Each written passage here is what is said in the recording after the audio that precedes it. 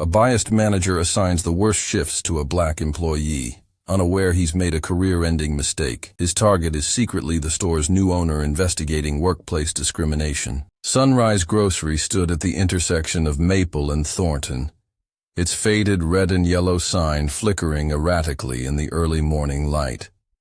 Once the crown jewel of a regional supermarket chain, the store now showed unmistakable signs of decline, scuffed floors, outdated fixtures, and half-empty shelves that spoke of years of neglect and mismanagement. The parking lot, cracked and sprouting weeds through its asphalt, was mostly empty save for a cluster of employee vehicles near the service entrance. In the manager's office, Malcolm Carter sat patiently as Richard Pearson skimmed his application, with obvious disinterest. At 42, Malcolm carried himself with the quiet confidence of someone who had navigated corporate America for 2 decades. His crisp white shirt and navy slacks, professional yet understated, contrasted with Richard's rumpled, store-branded polo stretched tight across his expanding midsection. "Your resume says you've worked in retail before," Richard noted without looking up, his tone suggesting he doubted this claim. "Yes," Malcolm replied evenly. "I've spent 15 years in retail operations management. I was most recently a regional director for Wellness Market, overseeing 18 locations across the Midwest." Richard glanced up, skepticism plain on his weathered face. "That's quite a step down to apply for a floor position here." Malcolm had anticipated this reaction. "I recently moved back to care for my mother. She's having health issues, and I wanted to be closer to home. I'm looking for something with more regular hours for now." This wasn't entirely untrue. Malcolm's mother, who had raised him alone while working 2 jobs in this very neighborhood, was indeed recovering from hip surgery. What Malcolm omitted was that Sunrise's parent company had recruited him specifically to evaluate this struggling location before he officially took ownership next month. "Well," Richard said with a dismissive wave, "we do have an opening. Night stocking, 11 to D, 7. Not many people want those hours." He smirked slightly. "Think you can handle it?" The condescension was unmistakable. Malcolm had run multi-million-dollar operations, led teams of hundreds, and orchestrated complex logistical systems across multiple states. Now he was being asked if he could stock shelves as though it might exceed his capabilities. "I'm sure I can manage," Malcolm replied, maintaining his professional demeanor despite the slight. Richard shuffled some papers, not bothering to review Malcolm's references or the MBA listed prominently on his resume. "Training starts tomorrow at 4. You'll shadow Kevin for a week before taking your own shift. Any questions?" Malcolm had many, but none he could ask without revealing his true purpose. "No, that sounds fine." As Richard led him through the store for a perfunctory tour, Malcolm observed the operation with a specialist's eye. The layout was inefficient, inventory management clearly haphazard, and employee morale visibly low. But something else caught his attention, a distinct pattern in staffing. The cashiers were predominantly young white women, the floor managers all white men. Meanwhile, the deli counter was staffed entirely by Latino workers, the overnight cleaning crew was all black, and the loading dock exclusively employed immigrants. The segregation wasn't subtle.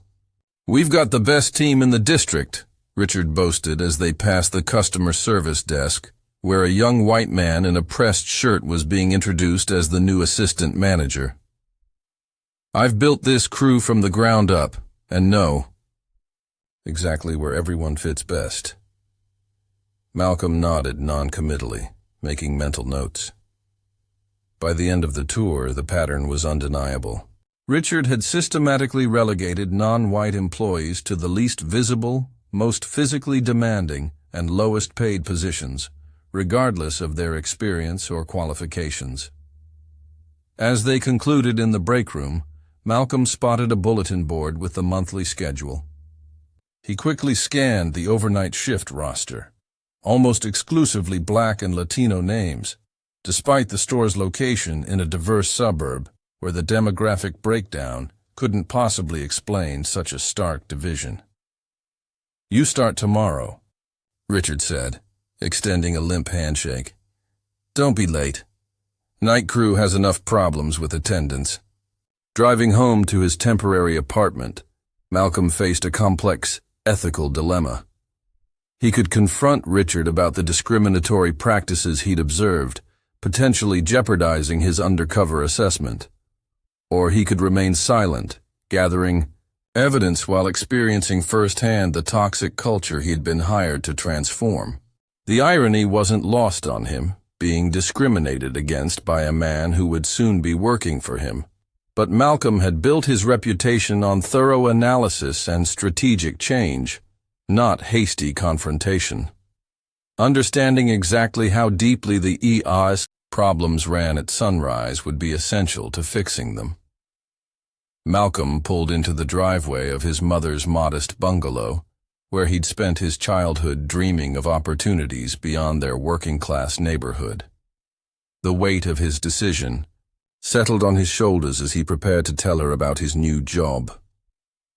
The coming weeks would test his patience, professionalism, and principles in ways he hadn't anticipated when he agreed to this assignment. Malcolm's first week at Sunrise revealed a workplace divided along clear racial lines.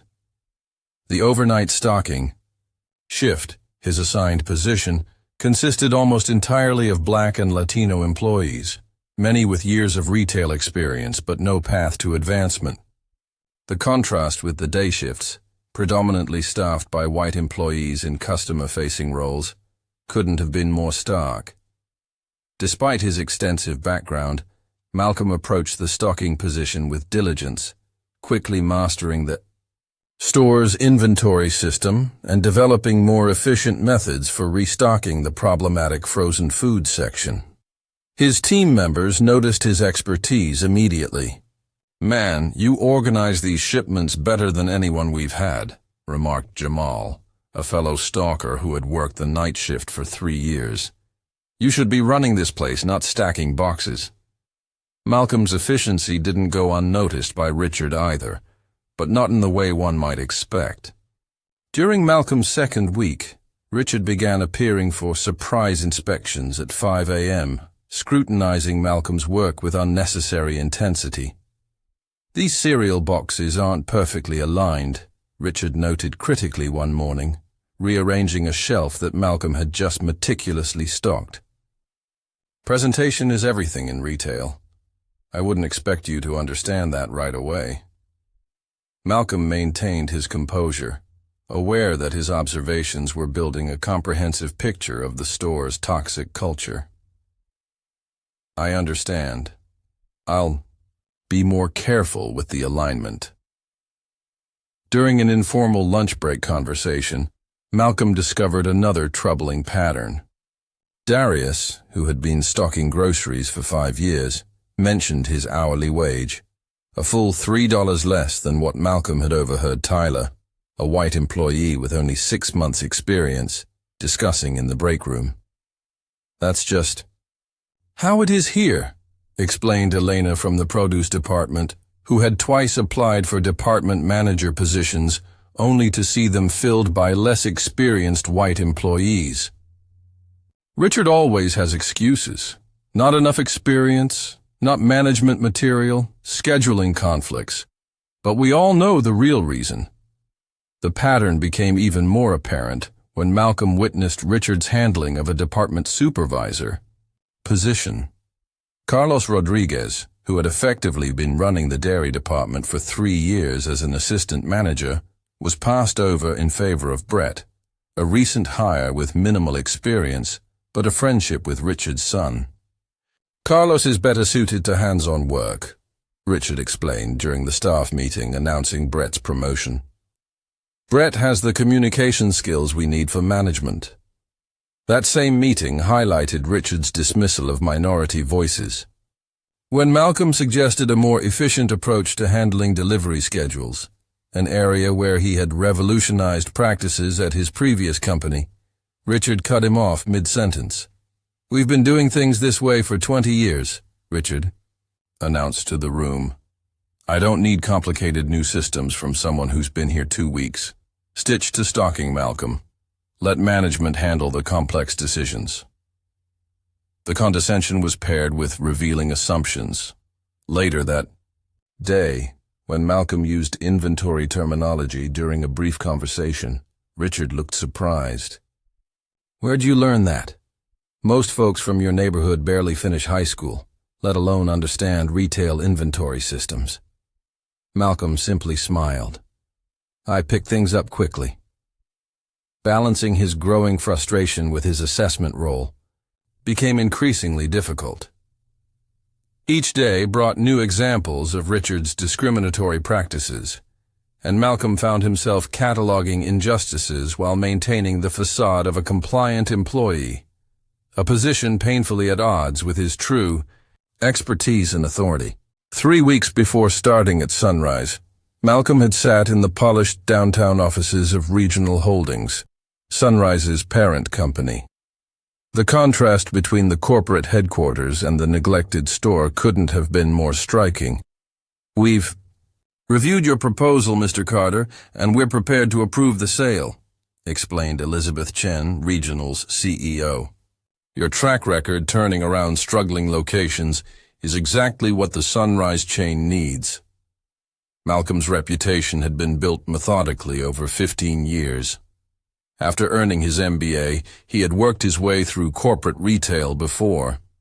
Establishing Carter Retail Solutions, a consultancy specializing in revitalizing struggling stores, he had transformed over 30 failing locations across the country, making him a sought-after expert in retail revitalization. "Before we finalize, I want to experience Sunrise from the inside," Malcolm had explained to the executive team.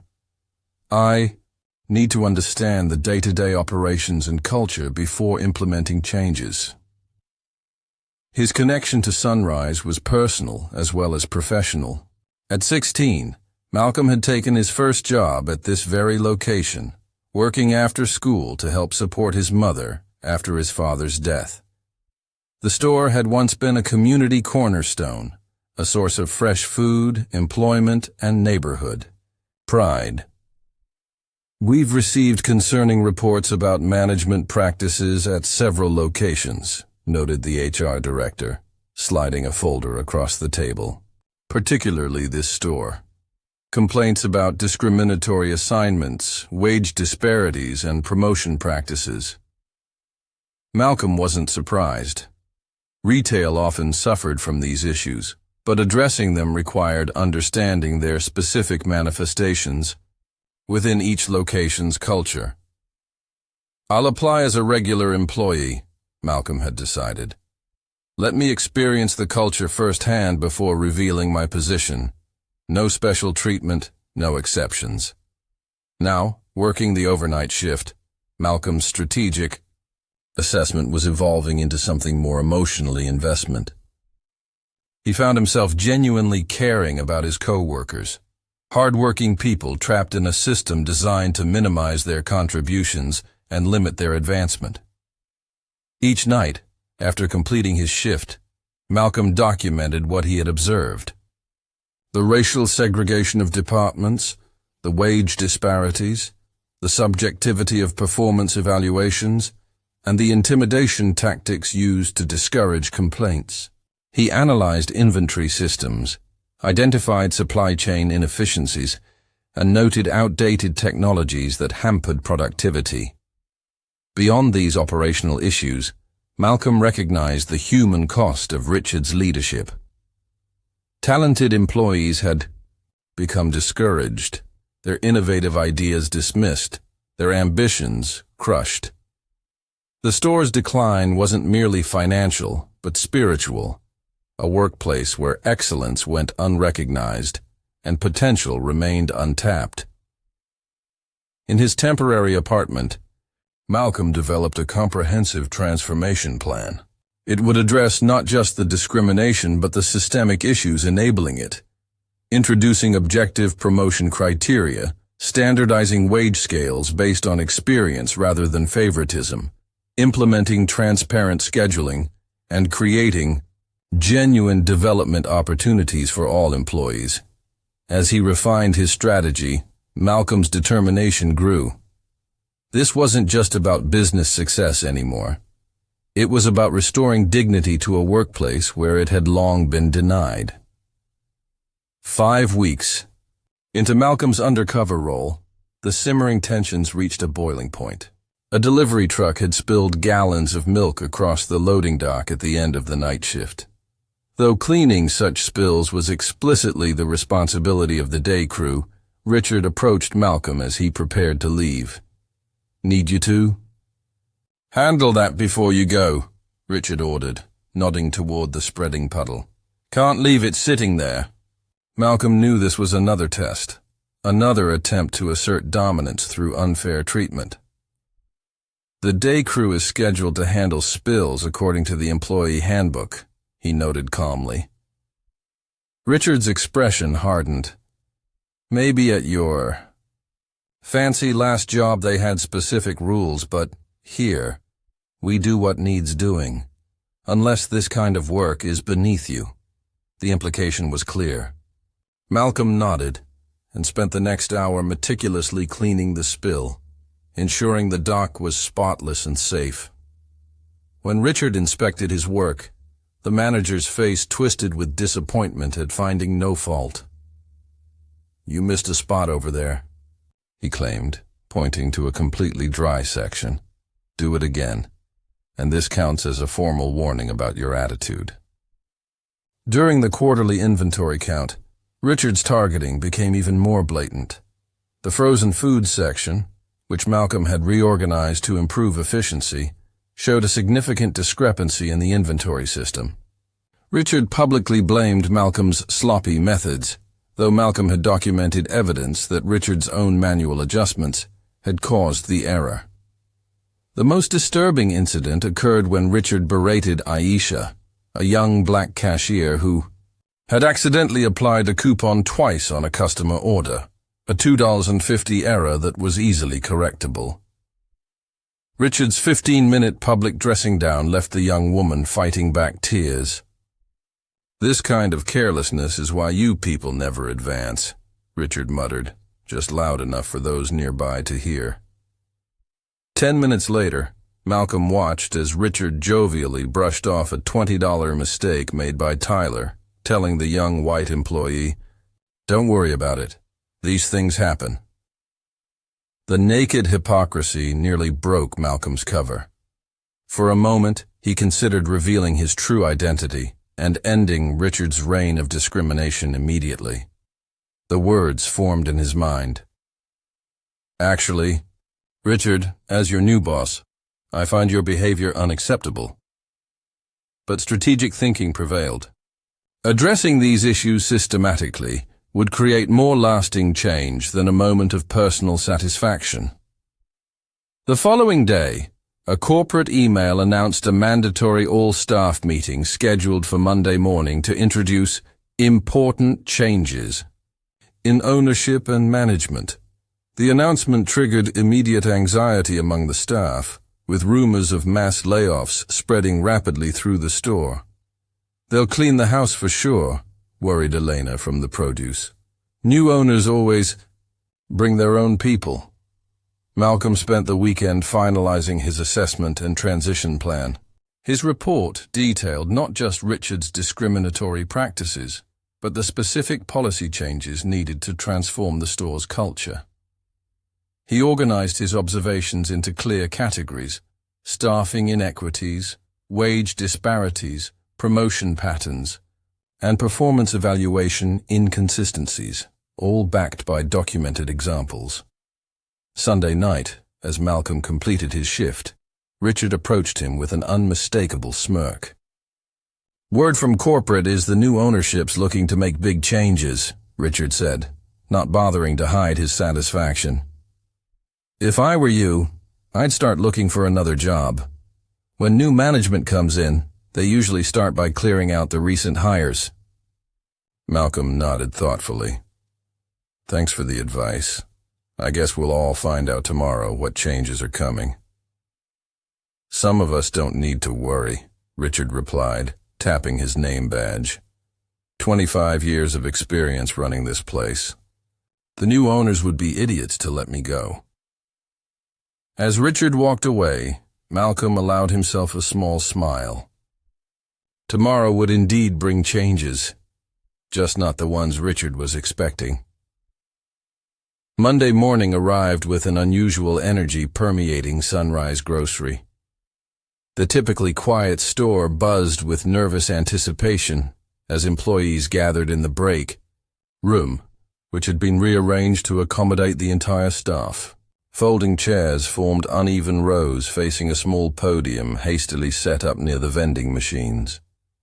The fluorescent lights seemed harsher than usual, illuminating anxious expressions. Malcolm arrived early, dressed not in his usual stocking uniform, but in a crisp navy suit that immediately drew curious glances from his overnight shift colleagues. He nodded reassuringly to Jamal and Elena but kept to himself, reviewing notes on his phone while the room filled with employees from all departments. Richard entered with an air of territorial authority, clipboard in hand, immediately taking charge despite the corporate nature of the meeting. Everyone finds a seat quickly, he commanded, positioning himself prominently beside the podium. I know there are rumors flying around, but let's maintain professionalism when the corporate team arrives. On cue, 3 people in business attire entered the break room. Elizabeth Chen, the CEO Malcolm had met with previously, James Wilson, the regional director, and Sarah Peterson, the head of HR. Richard immediately stepped forward, hand extended. Richard Pearson, store manager for 25 years, he announced, emphasizing his tenure. I've prepared a detailed operation overview for the new ownership team. Elizabeth shook his hand politely but briefly. Thank you, Mr. Pearson. That won't be necessary just yet. Her eyes scanned the room, finding Malcolm in the back. A hint of recognition passed between them before she addressed the gathered staff. Good morning, everyone. Thank you for coming in early today. As you've likely heard, Sunrise Grocery is under new ownership effective immediately. She paused as murmurs rippled through the crowd. But before we discuss specific changes, I'd like to introduce you to the new owner. Richard stepped forward again, clearly expecting to be introduced to someone among the corporate visitors. Instead, Elizabeth gestured toward the back of the room. Many of you already know him as a colleague. Malcolm Carter, would you please join us? A wave of confusion swept across the room as Malcolm rose from his seat and walked confidently to the front. Richard's expression transformed from smug authority to stunned disbelief, the blood visibly draining from his face as realization dawned. Malcolm? Richard stammered, clipboard now hanging limply at his side. Thank you, Elizabeth, Malcolm said, taking his place at the podium with natural authority. For those who know me only as an overnight stalker, allow me to properly introduce myself. I'm Malcolm Carter, founder of Carter Retail Solutions, and, as of last month, the new owner of Sunrise Grocery. The room erupted in whispers and wide-eyed stares. Jamal let out a surprised laugh, while Elena covered her mouth in shock. Richard stood frozen, his composure completely shattered as the night shift employee he had consistently belittled was revealed as his new boss.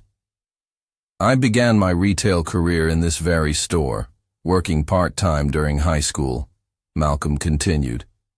When the opportunity arose to purchase Sunrise, I wanted to understand its current operations from the ground up. That's why I've spent the past 6 weeks working alongside you as a floor associate. Malcolm made eye contact with several employees, who had shared their experiences of discrimination with him, acknowledging their unspoken questions with a subtle nod.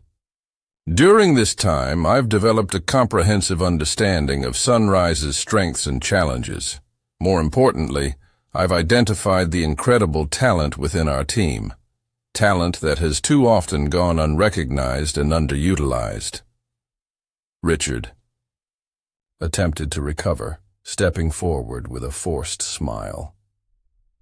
Malcolm, had I known your position, I would certainly have approached our working relationship differently. I was simply following standard training protocols for new hires. Were you, Richard? Malcolm asked calmly. Was it standard protocol to assign different shifts based on race rather than qualification? To pay different wages for the same work? To overlook experienced employees for promotion in favor of less qualified candidates?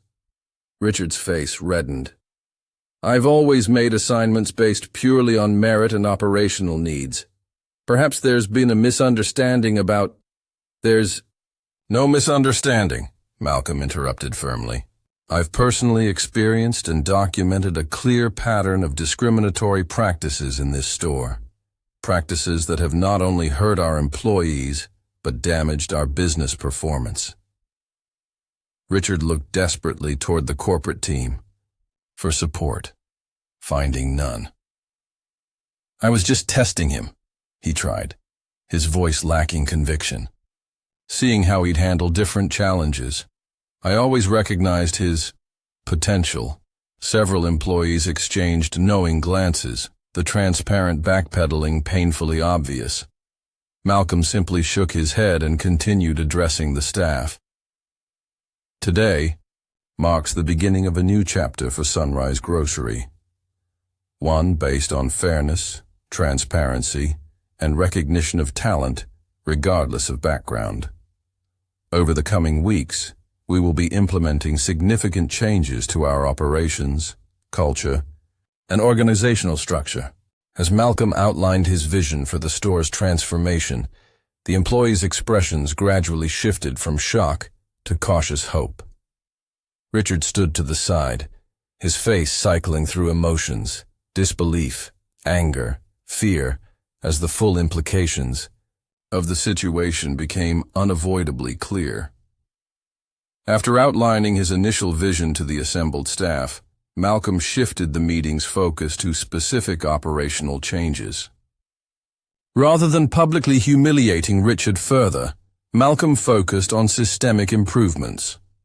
Our first priority will be implementing a transparent promotion system based on clearly defined performance metrics, Malcolm explained, displaying a simple chart on the projector. Advancement opportunities will be posted internally before external recruitment, with objective criteria for each position. The announcement drew appreciative nods from long-time employees who had repeatedly watched outside hires take positions they were qualified for. Second, we'll conduct a comprehensive wage review to ensure equal pay for equal work and experience, Malcolm continued. Adjustments will be retroactive to the beginning of this quarter. As Malcolm detailed additional changes, updated scheduling, practices, regular feedback mechanisms, employee development programs, Richard's posture gradually deflated, the reality of his exposed behavior settling heavily on his shoulders. Some leadership changes will take effect immediately, Malcolm announced, approaching the final portion of his presentation.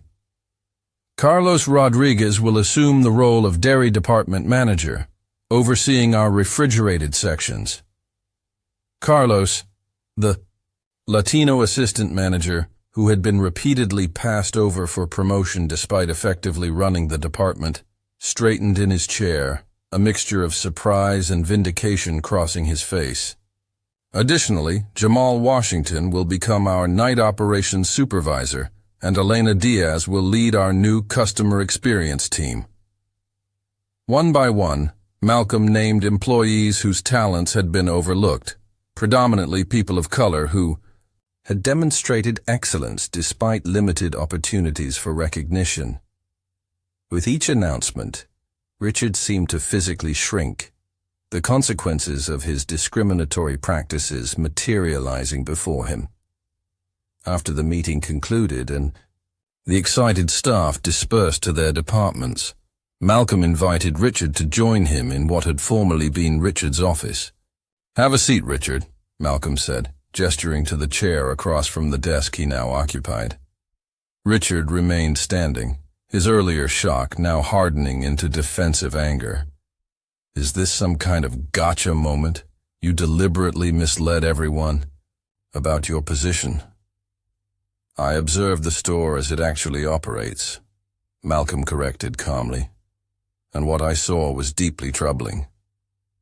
Malcolm opened a folder containing his documented observations, spreadsheets showing wage disparities correlated precisely with race, charts tracking promotion patterns over 5 years revealing systematic favoritism, and detailed accounts of discriminatory treatment witnessed firsthand.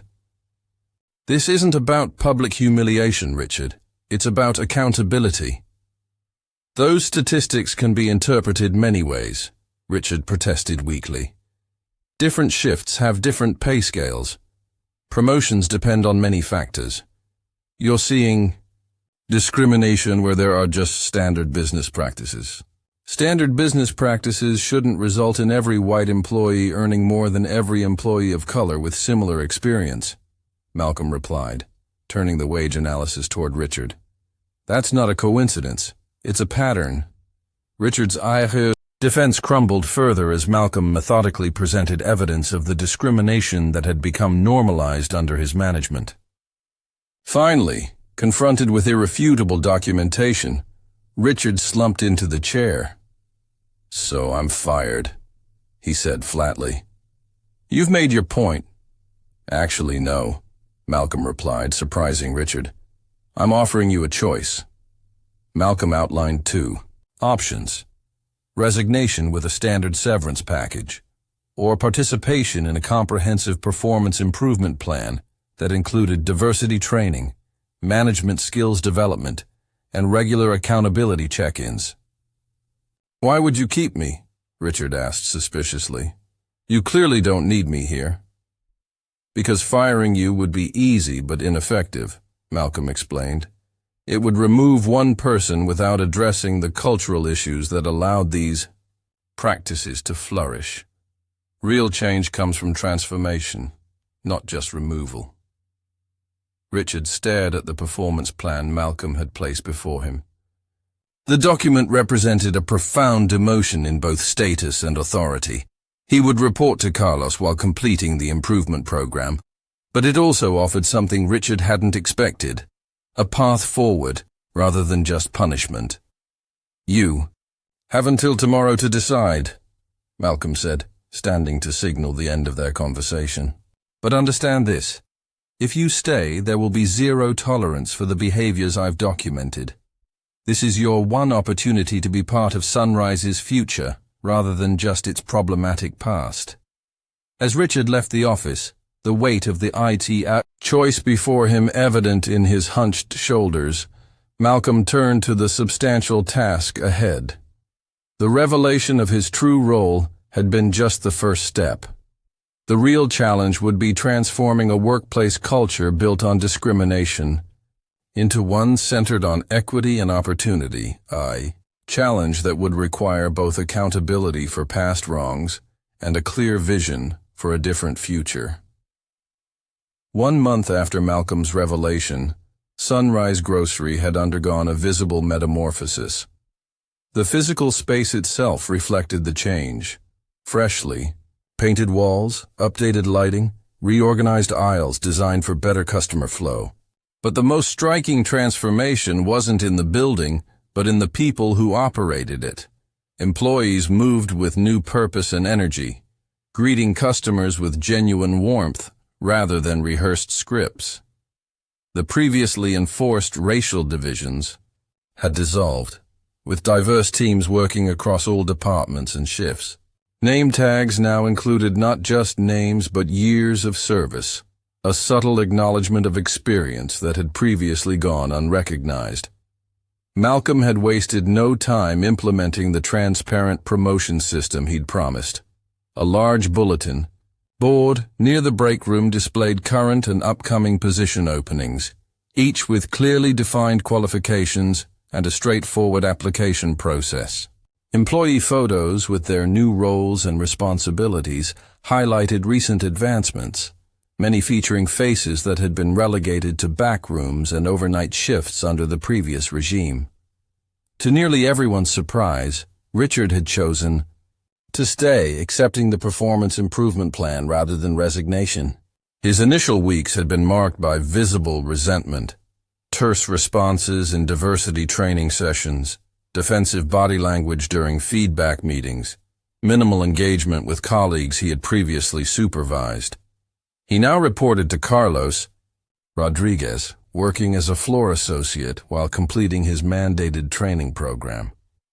But as the store's performance metrics began to improve, a subtle shift occurred in Richard's attitude.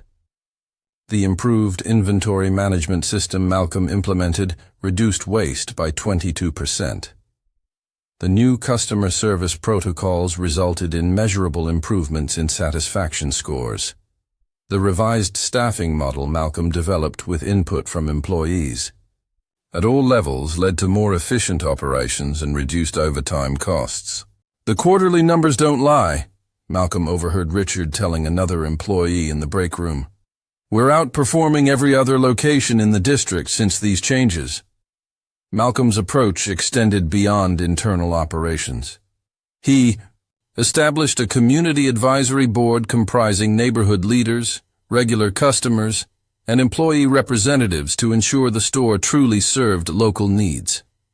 Sunrise began stocking products specifically requested by the diverse community, from specialized produce to cultural food items previously unavailable in the area. "My grandmother doesn't have to take the bus across town anymore for her traditional ingredients," Elena shared during a staff meeting. "She tells all her friends to shop here now." Sales figures confirmed the wisdom of this approach, with weekly revenue trending steadily upward.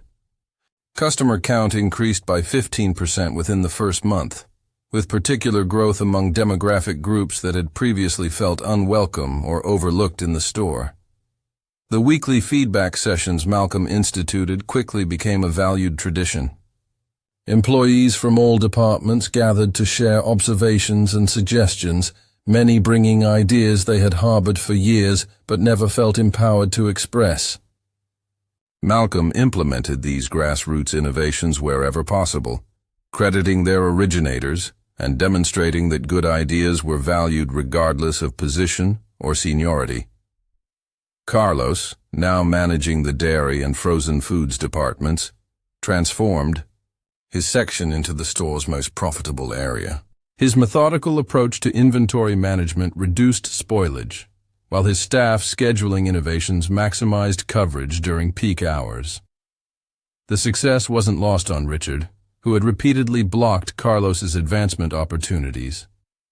Perhaps most telling was the transformation of Aisha, the young black cashier Richard had publicly berated over a minor error.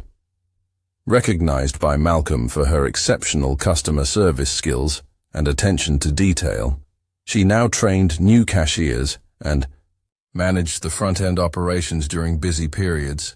Her natural leadership abilities, previously dismissed by Richard, flourished with proper mentorship and opportunity. For Malcolm, the greatest challenge remained balancing accountability with opportunity for growth. During a particularly tense feedback session, Richard had defensively cited his decades of experience when his suggestion was questioned by a newer employee. Malcolm had taken him aside afterward. "Experience is valuable," Malcolm acknowledged, "but it's not a shield against new perspectives. Every person here has something valuable to contribute, regardless of how long they've been with us." The lesson had been difficult but necessary, part of the complex process of transforming not just systems, but mindsets. 6 months into Malcolm's ownership, Sunrise Grocery had become a case study in successful retail transformation. The once struggling location now led its district in sales growth, employee retention, and customer satisfaction metrics. Regional Holdings executives regularly brought managers from other locations to observe Sunrise's operations, hoping to replicate its remarkable turnaround. Richard completed his performance improvement plan, emerging as a changed, if not completely transformed, manager. During his final evaluation session with Malcolm and the HR director, he made an admission that would have been unthinkable months earlier.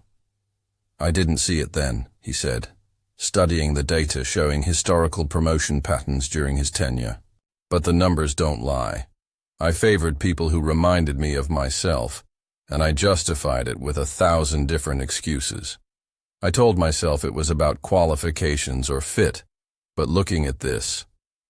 He gestured at the clear racial disparity in advancement opportunities. "I can't deny what was really happening.